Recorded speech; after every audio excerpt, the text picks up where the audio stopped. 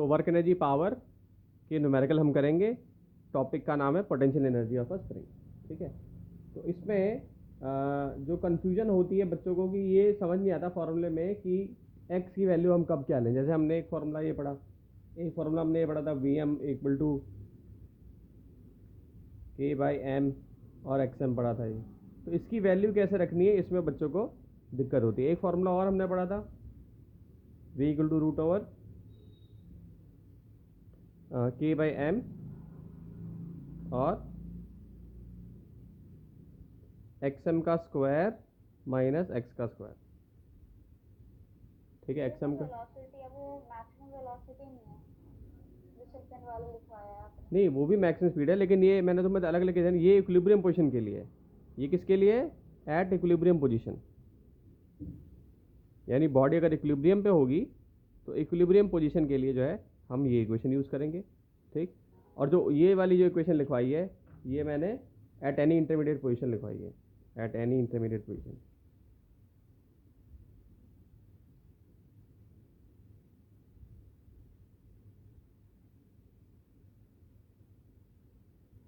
ठीक है, ये हमने इसके लिए पढ़ी है।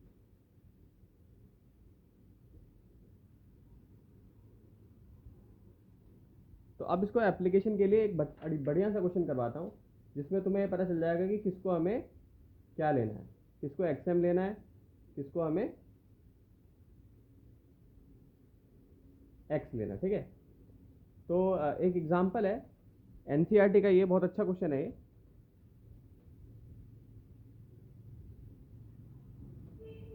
क्वेश्चन क्या है कि क्वेश्चन में जैसे मान लो ये हमारे पास बॉल होती है। ठीक है, एनसीईआरटी का एग्जाम्पल 6.8 है, पेज 124 पे दिया हुआ है। क्वेश्चन नहीं लिख रहा हूँ मैं, क्वेश्चन समझा दे के फिर उसका आंसर समझा दूंगा।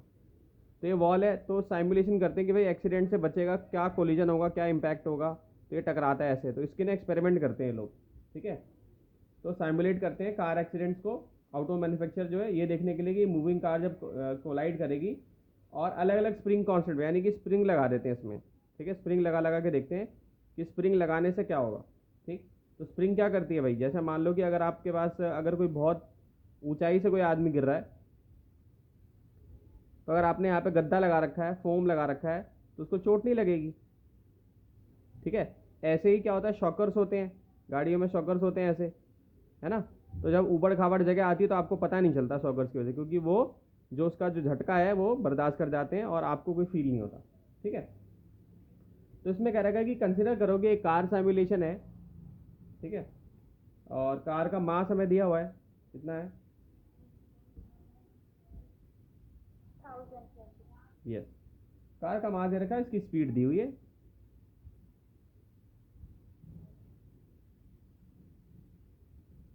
स्मूथ रोड पर है और स्प्रिंग से टकरा रहा है।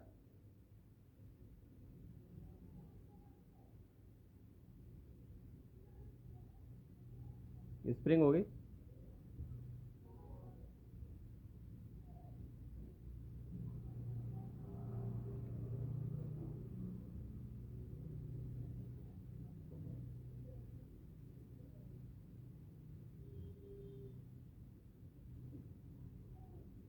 ये स्प्रिंग हो गया। ठीक है, और इसका स्प्रिंग कांस्टेंट कितना दे रखा है, यानी कि के कितना दिया हुआ है?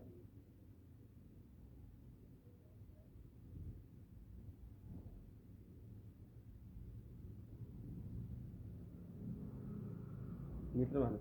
ठीक है, तो कह रहा है कि कितना ये कंप्रेस होके गया है, यानी कितना इसमें कंप्रेशन हुआ है। तो देखो इसके अंदर एक पोटेंशियल एनर्जी है, जब इसे टकराएगा तो काइनेटिक एनर्जी में चेंज होगा ना। तो पहला काम हम क्या करेंगे कि काइनेटिक एनर्जी पहले कार की निकाल लेंगे हम।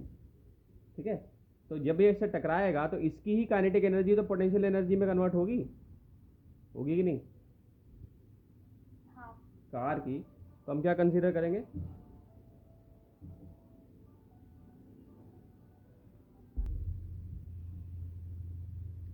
जो स्प्रिंग है वो कितनी है, 6.25 इंटू 10⁻³ न्यूटन मीटर इनवर्स है। ठीक है, जो काइनेटिक एनर्जी कितनी है तुम्हारी 6.25, सॉरी स्प्रिंग कांस्टेंट कितना है 6.25 इंटू 10⁻³ न्यूटन मीटर इनवर्स है, और काइनेटिक एनर्जी ही पोटेंशियल एनर्जी में कन्वर्ट होगी। तो जब हम इसका पहला काम क्या करेंगे, काइनेटिक एनर्जी निकाल लेंगे। कितना हो रहा है, 1/2 mv² लेंगे, तो ये हो जाएगा 1/2 इंटू 10⁻³ इंटू 5 का स्क्वायर। ठीक है, कितना आएगा, लगभग आ जाएगा ये 1.25 इंटू 10⁻⁴ जूल। ठीक, अब हमें पता है कि स्प्रिंग का, हमें पोटेंशियल एनर्जी का फॉर्मूला पता है। क्या होता है तो स्प्रिंग का फॉर्मूला,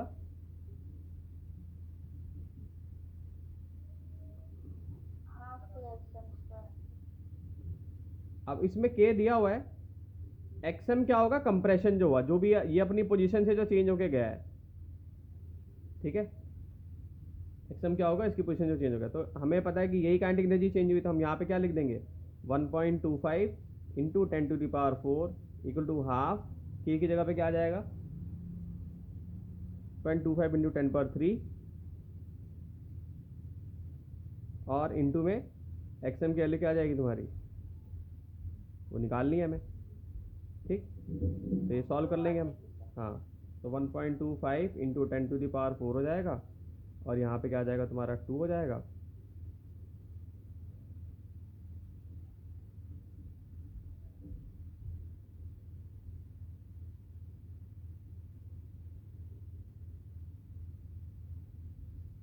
टेन पर 3 हो जाएगा।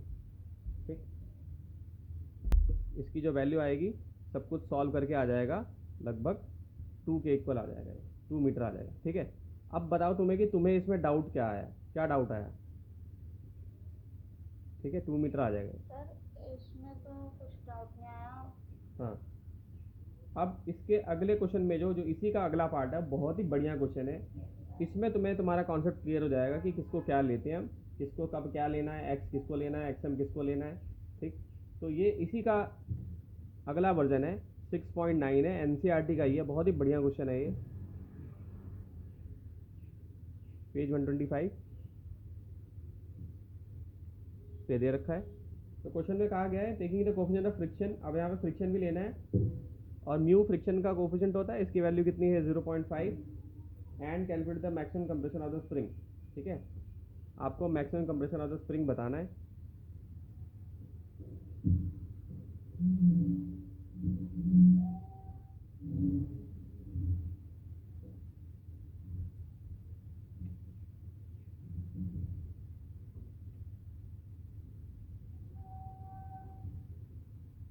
ये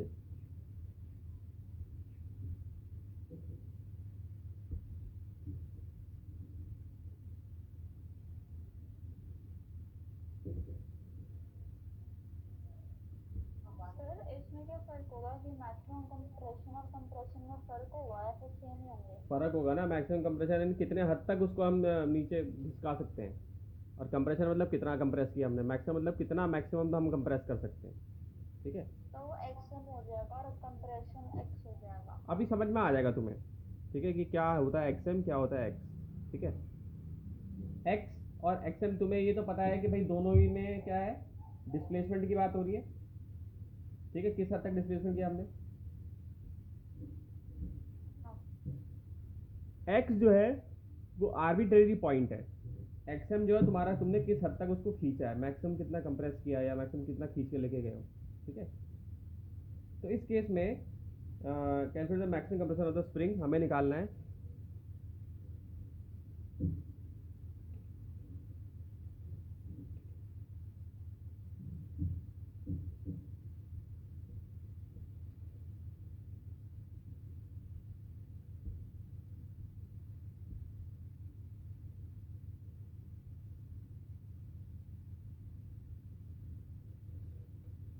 तो पहला काम हम क्या करेंगे कि जब हम इसको खींचेंगे, जैसे मान लो इसको खींचा हमने,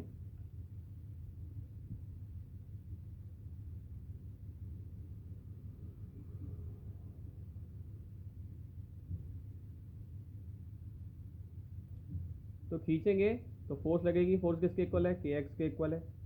यहाँ पे नॉर्मल लगेगी और यहाँ पे एम जी। ठीक है, अब इस तरफ खींचेंगे। ठीक, तो मान लो हमने यहाँ तक खींच लिया इसको, जो यूं करके ऐसे करके यहाँ तक खींच के लेकर आ गए। तो देखो इसकी काइनेटिक एनर्जी में चेंज आ रहा है। अगर हम वर्क एनर्जी थ्योरम अप्लाई करें,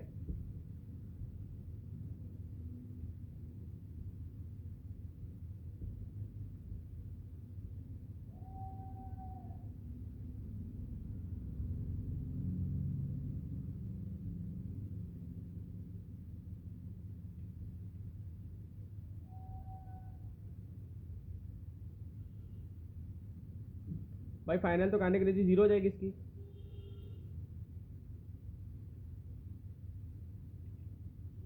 ठीक है, और नेट फोर्स जो लग रही है उसका वर्क डन देखते हैं हम।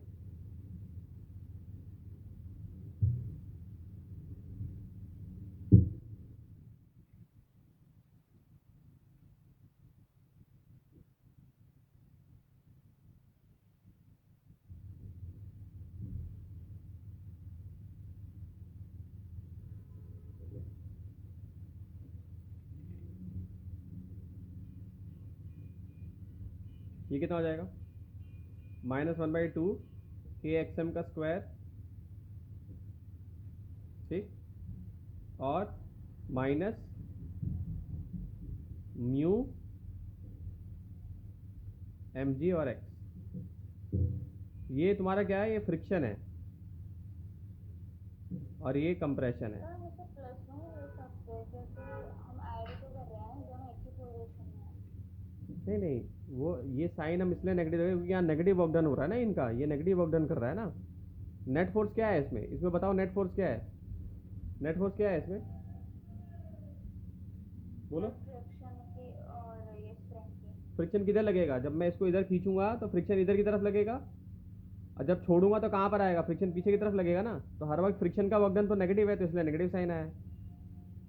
और जब इसको इस तरफ साइन को कंसीडर करना है नेगेटिव। इसमें कंसीडर करना है नेट फोर्स, जब हम इसमें देख रहे हैं खास तौर से इस केस में, ठीक है। तो जब आप इसको इस तरफ खींच के यहाँ पे छोड़ रहे हो तो स्प्रिंग इसको इधर खींच रहा है, फ्रिक्शन इधर लगा तो नेगेटिव वर्क डन हो जाएगा।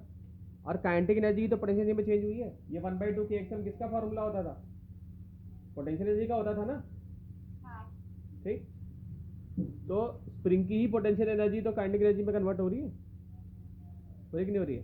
तो अब मैं इसको क्या लिख लूँगा, दोनों को इक्वेट कर दूंगा। ये मेरे पास इक्वेशन आ गई क्योंकि मेरे पास फॉर्मूला क्या है, डेल्टा के इक्वल टू डब्ल्यू, ये है ना, डेल्टा के इक्वल टू डब्ल्यू के इक्वल है, ठीक। तो मैं अब इसको क्या लिख लूँगा,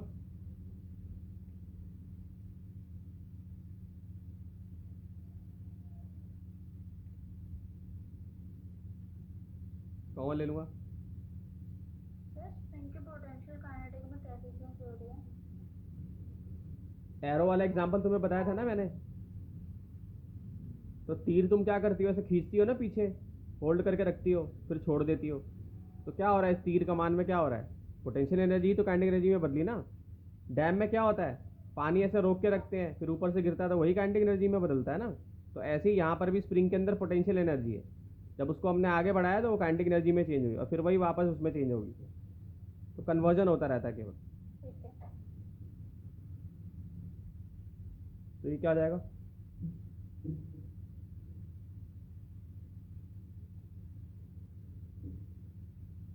टिकट जाएगा, ये क्या आ जाएगा,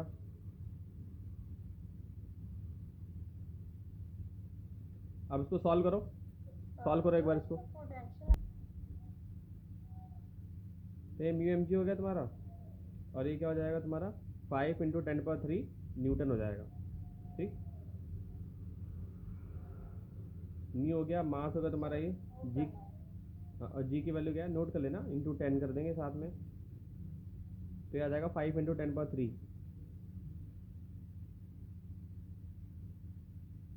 सॉल्व करके पूरा, ठीक है। ये आ जाएगा हमारा। अब यहाँ पे इंटरेस्टिंग चीज़ ये है कि अब ये क्वाड्रेटिक इक्वेशन बनेगी। देखो यहाँ पे क्या बनेगी, क्वाड्रेटिक इक्वेशन बनेगी कैसे, जब आप इसको सॉल्व करोगे तो इक्वेशन आने वाली है ये कि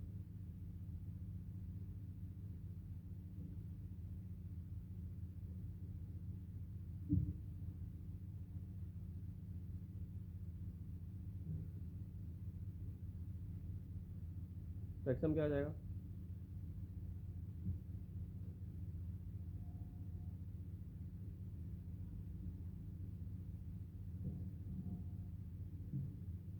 ये फॉर्मूला पढ़ा है ना आप लोगों ने, x = -b +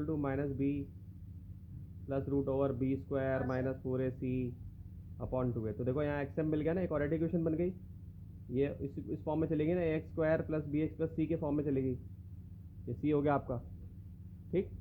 तो ये -b हो जाएगा प्लस √ ये हो जाएगा b² - 4ac, ठीक। तो इसको डायरेक्टली अप्लाई कर देंगे तो ये क्या बन जाएगा तुम्हारा minus mu m g plus solve करके आएगा, इसको सॉल्व करके देखना है पूरा, square m square g square plus v square और यहाँ पे क्या आ जाएगा रूट और अपॉन में क्या आ जाएगा यहाँ पे के।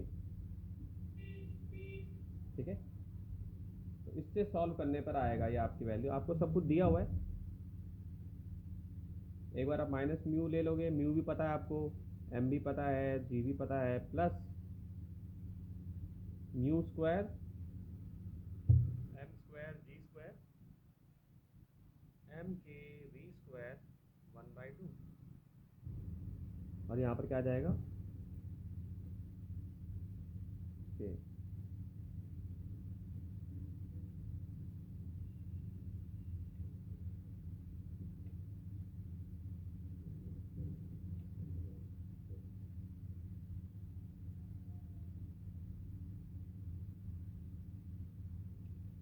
ठीक, अब इसको लिख लो इक्वल टू, ये सारा सॉल्व करके आ जाएगा -8 plus root over 64 plus 400 upon में 10 एस, तो ये आ जाएगा तुम्हारा एक्स एम की वैल्यू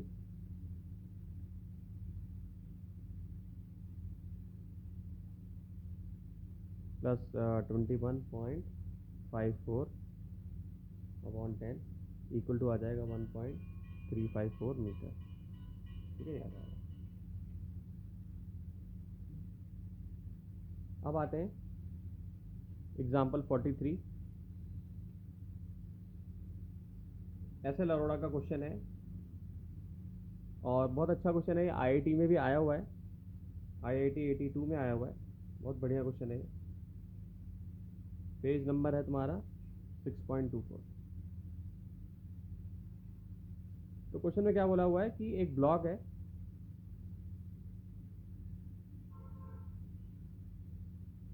ये ब्लॉक है और ये किसी बड़े ब्लॉक पे रखा हुआ है।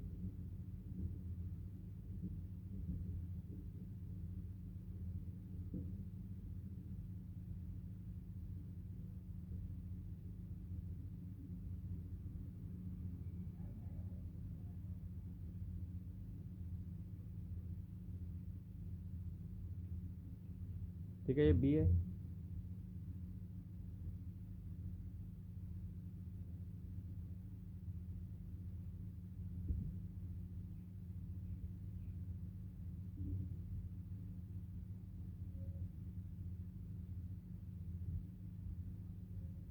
और ये ऐसे लगा हुआ है।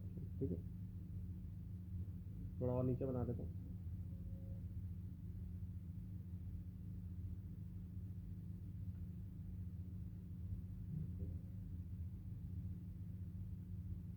ये ए हो गया और इधर पे एक और। ठीक, तो दोनों ब्लॉक ए और बी हैं, connected to each other as shown, the string and spring is massless. String जो है और स्प्रिंग जो है वो मासलेस है। ठीक है, एक सेकेंड। और ब्लॉक बी जो है स्लाइड कर रहा है ओवर सी, यानी ये ब्लॉक बी जो है इस सी पे खिसक रहा है ऐसे। ठीक है, इस तरफ जा रहा है। ठीक, ये दिया हुआ है। तो coefficient friction between the block is 0.2, यानी म्यू तुम्हें दिया हुआ है। ठीक, म्यू आपको दिया हुआ है 0.2, ये हमें दिया हुआ है। और स्प्रिंग कांस्टेंट दे रखा है, के की वैल्यू हमें दी हुई है, कितनी है 1960। ठीक है, स्प्रिंग कांस्टेंट की वैल्यू हमें दे रखी है। फिर हमें क्या दिया हुआ है, कह रहा है मास जो ब्लॉक का है वो 2 kg है। तो मास ऑफ ब्लॉक बी हमें बताना है, यानी बी का मास ऑफ बी हमें कैलकुलेट करना है। ठीक है, और कितनी एनर्जी स्टोर्ड है स्प्रिंग में। तो सबसे पहले हम इसका फ्री बॉडी डायग्राम बनाएंगे। तो नॉर्मल रिएक्शन तो यहाँ लग रही है, कांटेक्ट में तो mg यहाँ पर होगी। ठीक, यहाँ पे टेंशन होगी, यहाँ टेंशन हो, स्प्रिंग है भाई, और कांटेक्ट में तो कैसे रहेगा ये, यहाँ पे 2g हो जाएगा ये mg, तो क्या हो जाएगा, 2g के इक्वल हो जाएगा। ठीक, ये इसका डायग्राम बन जाएगा। यहाँ फ्रिक्शन होगा, जब ये आगे की तरफ जाएगा तो फ्रिक्शन यहाँ पीछे की तरफ रोकेगा इसको। ठीक है, क्लियर है इतना? तो ये हमने बना ली। इसमें जो वर्टिकल पोजीशन पे ब्लॉक है, जिधर स्प्रिंग है, उधर कभी फ्रिक्शन नहीं लगता? कहाँ पे, यहाँ पे इस तरफ? सर, वो जो ब्लॉक है नीचे और ब्लॉक सी पे इसका जो सरफेस है, हाँ, उधर वो फ्रिक्शन तो लगता ही होगा। नहीं, ये बोला हुआ string and spring is massless and pulley frictionless. Pulley frictionless है स्ट्रिंग और स्प्रिंग। जो स्ट्रिंग है और जो स्प्रिंग है वो भी क्या है तुम्हारा, मासलेस है। ठीक, और यहाँ पे फ्रिक्शन बिल्कुल लगेगा, क्यों नहीं लगेगा, लेकिन यहाँ एज्यूम नहीं करना हमें फ्रिक्शन, हमें ये वाला ही एज्यूम करना है। बिल्कुल लगता है फ्रिक्शन, जो है इधर भी एज्यूम करना पड़ता है, लेकिन हमें यहाँ पर फ्रिक्शन हमें एज्यूम नहीं करना है, यहाँ पर ही फ्रिक्शन हमें करना है जो मैंने बनाया हुआ है। ठीक है, तो फ्री बॉडी डायग्राम अगर हम बनाएंगे तो आप ये देखोगे कि ये वाला जो टेंशन है ये फ्रिक्शन के इक्वल है। ठीक, ये वाला टेंशन किसके इक्वल है, फ्रिक्शन के इक्वल है। और ये वाला टेंशन किसके इक्वल है, 2g के इक्वल है। ठीक है कि नहीं? और फ्रिक्शन का फॉर्मूला क्या बताया मैंने आपको, म्यू और आर बताया। तो क्या हो जाएगा, म्यू और mg हो जाएगा, होएगा कि नहीं? क्योंकि नॉर्मल रिएक्शन जो होता है वो mg के इक्वल होता है। एस सॉरी, इसको n ले लेता हूँ, कभी कभी किसी बुक में r देता है, किसी में n दिया रहता है। तो n क्या है इसके, किसके इक्वल है, mg के इक्वल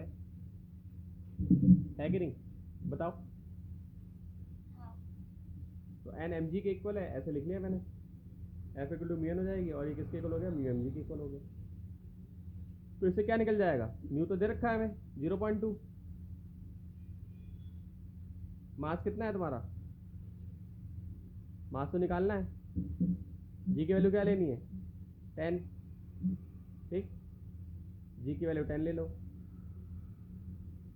और किसके इक्वल कर दो उसको, वैसे जी तो कट जाएगा, 2g के साथ इक्वल कर दो, जी से जी कट गया, टाइम कितना आ जाएगा, ये चला जाएगा, तो 10 kg आ जाएगा तुम्हारा। ठीक, तो ये पहला काम हमने कर लिया। अब हमें बताना है कि इसमें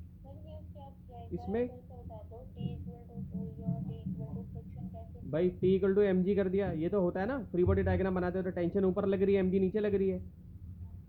ठीक, और कहीं भी ये नहीं बोला गया कि एक्सेलरेट कर रहा है। तो एक्सेलरेट कर रहा है यानी कि होल्ड करके रुका हुआ है, यानी इधर टेंशन ने फ्रिक्शन को रोका हुआ है, इधर यहाँ वाली टेंशन ने mg को रोका हुआ है, कोई भी एक्सेलरेशन तो हो नहीं रहा है। ठीक है, तो बस मैंने इक्वेट कर दिया, फ्रिक्शन किसके इक्वल था, यहाँ पे टेंशन के इक्वल था, टेंशन की जगह पे इसको सब्स्टिट्यूशन कर दिया। फ्रिक्शन का फॉर्मूला क्या होता है, म्यू एन होता है, mg के इक्वल होता है।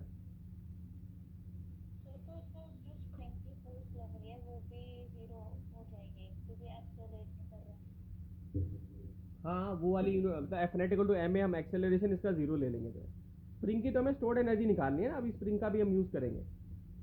तो स्प्रिंग का जो फॉर्मूला है, यहाँ पे जो फोर्स लग रही है वो क्या होता है, स्प्रिंग का फॉर्मूला क्या होता है भाई, kx होता है।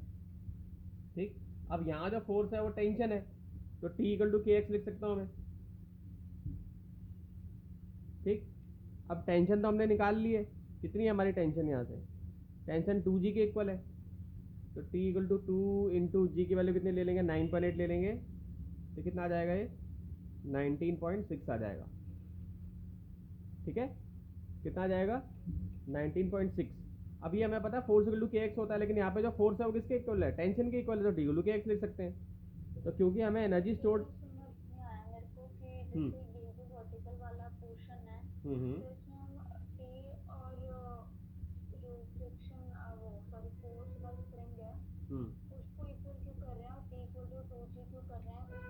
भाई यहाँ पे बाहर की जो फोर्स है, यहाँ पे टेंशन नहीं इसको अटका रखा है ना, तो टेंशन भी एक तरह की कांटेक्ट फोर्स है। एक्सटर्नल एजेंसी तो ऐसे कोई दे नहीं रखी है, तो टेंशन को ही हम इस फोर्स के इक्वल ले लेंगे, जो यानी कि टेंशन ही जो फोर्स है वो इसको यहाँ पे सपोर्ट करेगा। ठीक,